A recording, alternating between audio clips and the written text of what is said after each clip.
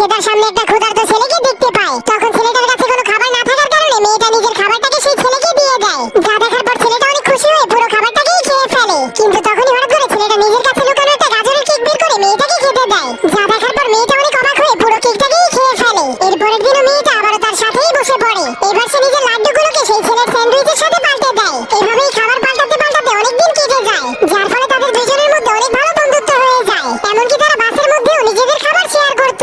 এমনকি ঝড় বৃষ্টি এবং বরফ যাই হোক না কেন তারা সবসময় একসাথে খাবার খেত। কিন্তু তারা জানতো না যে পরের দিন তাদের সাথে কি ঘটবে। কারণ পরের দিন ছেলেটা যখন বাসে করে স্কুলে যাচ্ছিল তখন সে জানলা দিয়ে দেখতে পায় সেই মেয়েটার বাড়িটাকে বিক্রি করে দেওয়া হয়েছে। কিন্তু তার আগে ভিডিওটিতে কি হট দেখার জন্য আমার চ্যানেলে কেউ সাবস্ক্রাইব করে না। এই ছবিটিকে ভালোবেসে হলেও চ্যানেলটি সাবস্ক্রাইব করে দেন। মেয়েটা তার বাড়ি বিক্রি করে এই দেশ ছেড়ে চলে গিয়েছিল। তখন ছেলেটা অনেক মন খারাপ করে নিজের লাঞ্চ বক্সটাকে দেখতে শুরু করে, যেটা সে আজকে ওই মেয়েটার জন্য নিয়ে এসেছিল। কিন্তু সেদিন ক্রিসমাসের রাতে ছেলেটা দেখতে পায় সান্টা ক্লজ তাকে গিফট দিতে এসেছে। এজন্য সেই মেয়েটাও পরের দিন ক্রিসমাস ট্রির নিচে একটা গিফট খুঁজে পায়। তখন সে গিফটটাকে খোলার পর তার বেস্ট ফ্রেন্ডের সেই নীল লাঞ্চ